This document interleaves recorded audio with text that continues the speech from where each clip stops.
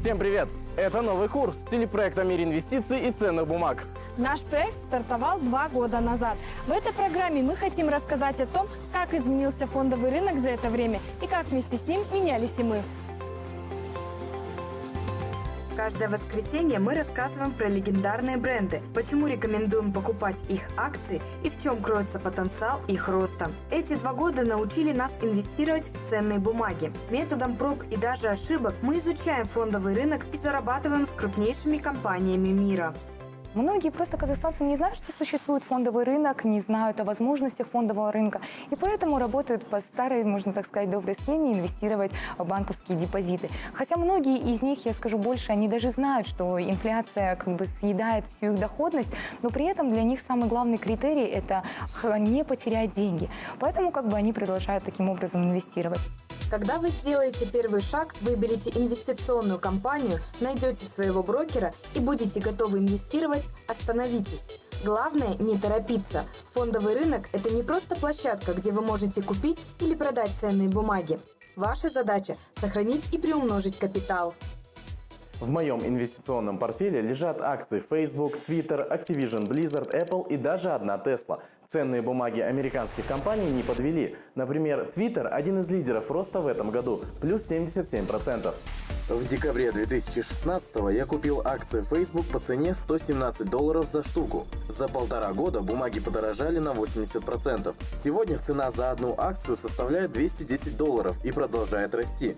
Если вы пользуетесь Facebook каждый день, может стоит задуматься и об инвестировании в акции компании Марка Цукерберга, аудитория которой уже давно превосходит население Китая – более 2 миллиардов активных пользователей, причем 65% из них заходят в социальную сеть каждый день. Помимо одноименной соцсети, Facebook владеет также самым популярным мессенджером WhatsApp и приложением Instagram, в котором зарегистрировано более 30% всех интернет-пользователей. Доступ к такой огромной пользовательской базе открывает перед Facebook неограниченные возможности по наращиванию рекламных доходов.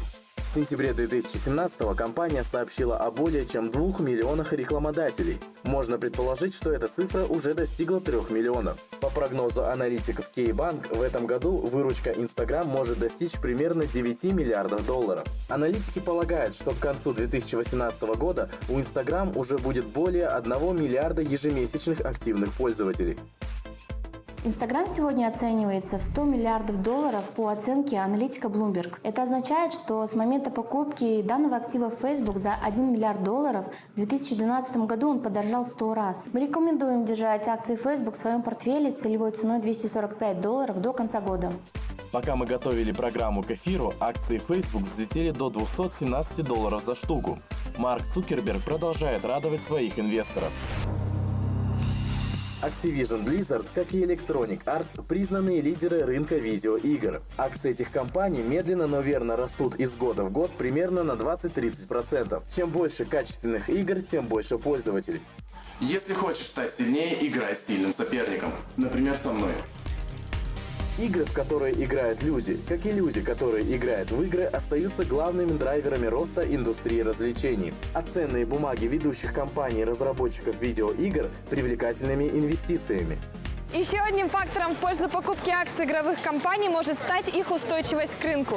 Как утверждают аналитики, человечество склонно к развлечениям, какие бы времена ни наступили. Игровую индустрию условно можно разделить на 5 крупных направлений, каждая из которых активно развивается. Это игры на мобильных платформах, персональных компьютерах, консольные игры, виртуальная реальность и киберспорт. Последние 2 направления относительно молодые, однако рынок VR, по прогнозам аналитической компании SuperData, уже к 2020 году может достигнуть $40 миллиардов. А трансляция киберспортивных событий – еще один способ дополнительной монетизации и популяризации видеоигр. Киберспорт выходит на большую аудиторию, и инвесторы впервые смогут увидеть, как работает новое направление индустрии развлечений. Игроиндустрия последних лет ориентирована на самую широкую аудиторию.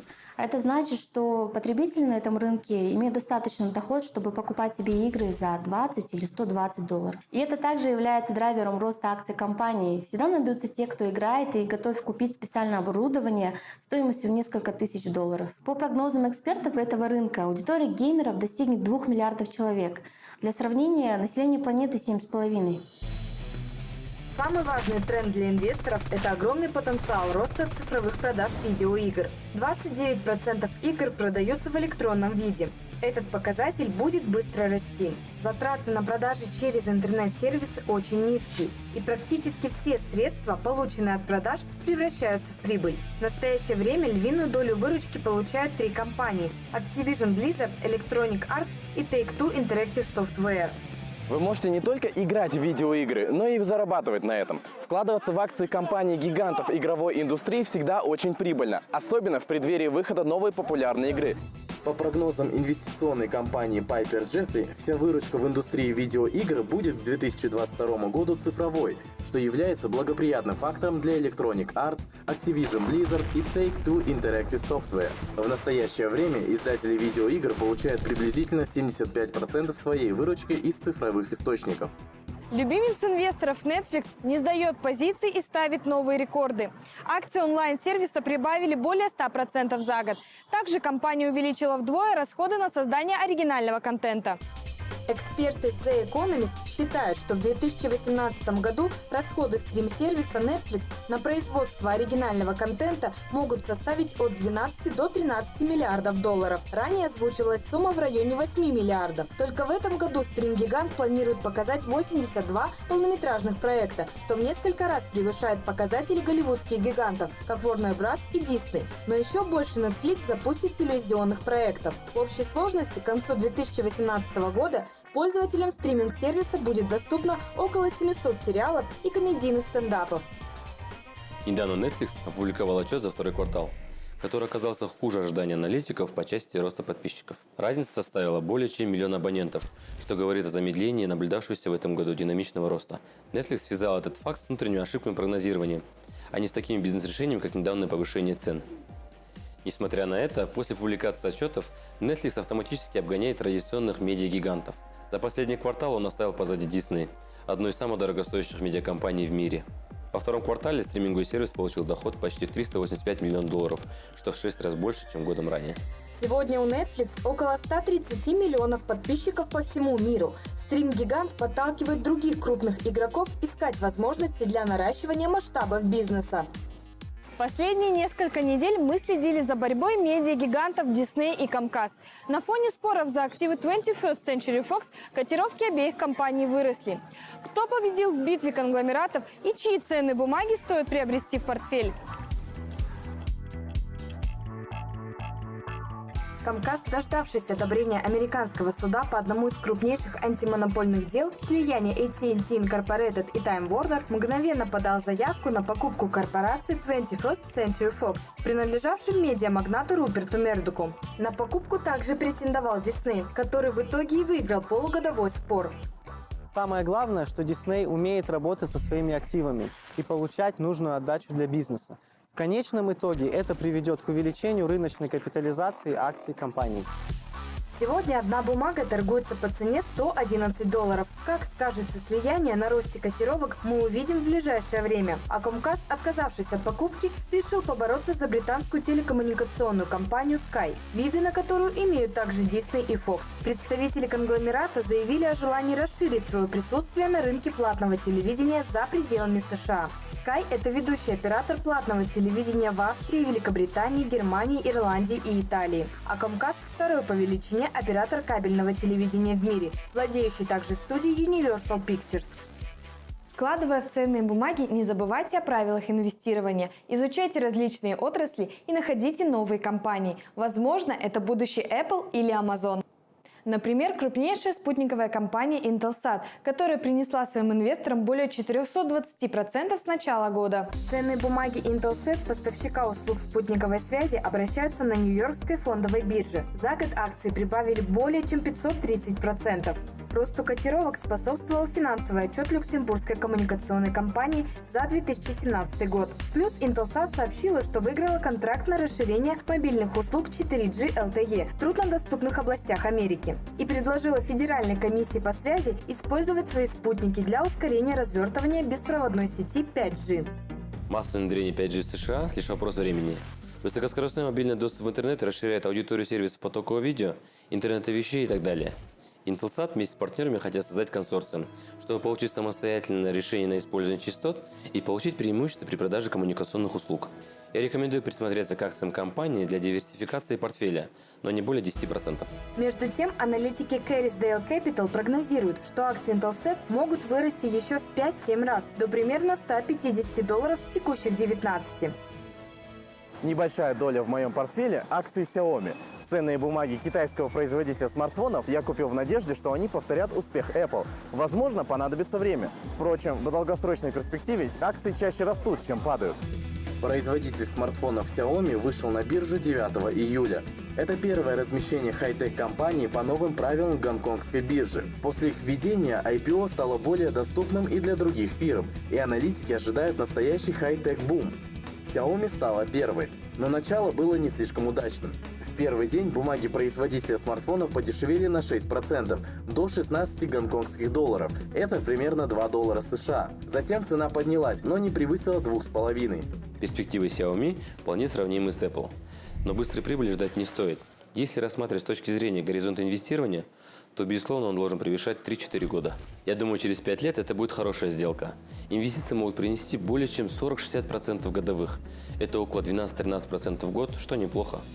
В 2016-м Xiaomi объявили самым дорогим стартапом после Uber. 46 миллиардов за 6 лет существования. По меркам Кремниевой долины, слишком молоды для стартапа, чересчур амбициозны и нестандартны. В китайском рынке они, конечно, уже, наверное, выросли туда, куда они могли резко расшириться. Теперь они делают ставки на другие рынки, это Юго-Восточная Азия и Индия. В 2017 году в Индии они стали лидерами, и это и было основным драйвером, кстати, выручки. В районе 60% нарастили выручку. После такого, скажем, провального 2016 года это очень сильно, и, судя по всему, да, наверное, Индия будет являться таким драйвером, который в ближайшие, наверное, лет 5 будет их все-таки драйвить. Если они там настолько же будут хорошо конкурировать, и все-таки Индия, скажем так, в определенной мере не столь урбанизированная страна, как Китай, и Индии еще предстоит пройти через все это, и это все будет продолжать являться драйвером роста для Xiaomi. Купить ли акции ведущего китайского производителя смартфонов – вопрос на $1 миллион. Когда-то мало кто верил в Apple, сегодня ее капитализация приближается к триллиону. Xiaomi однозначно сильный игрок. И логичнее сравнивать компанию даже не с Apple, а с мультибрендом Samsung. Умный дом, гаджеты, скутеры, виртуальная реальность, дроны – Xiaomi расширяет географию мира и интернета вещей. Продукты и услуги борются за место под солнцем на высококонкурентных мировых рынках. С агрессивной ценовой политикой, внедрением новых продуктов и быстро меняющимися технологиями. Впрочем, Xiaomi пока успешно решает эти проблемы. И теперь Made in China уже не символ низкого качества. Китайские компании технологического сектора ломают стереотипы. Пришло время копировать Китай. Инвестировать на казахстанском фондовом рынке я начал недавно в рамках конкурса «Биржевая байга на косе». В моем портфеле акции Народного банка, Казахтелеком, Казтрансойл и Казминералс. И я все еще надеюсь выиграть Тесла. Косе сегодня – это современная онлайн-биржа. Все заявки на торги поступают по закрытым электронным системам связи и отображаются в торговой сессии. На казахстанской фондовой бирже торгуются ценные бумаги более сотни эмитентов. Среди них флагманы национальной экономики – Кигоп, Казахтелеком, Казминералс, Казтрансойл и другие. Я рекомендую покупать в первую очередь акции, которые входят в индекс биржи. Ну и желательно, конечно, если вы небольшой специалист, вы должны купить, скажем, эти же бумаги в том процентном соотношении, которое у нас в индексе есть. И тогда у вас будет очень хорошая доходность. Если ваша задача сохранить и приумножить капитал, рассмотрите возможности фондового рынка. Инвестируйте вместе с нами. Вы смотрели «Новый курс». До новых встреч! Пока. Пока.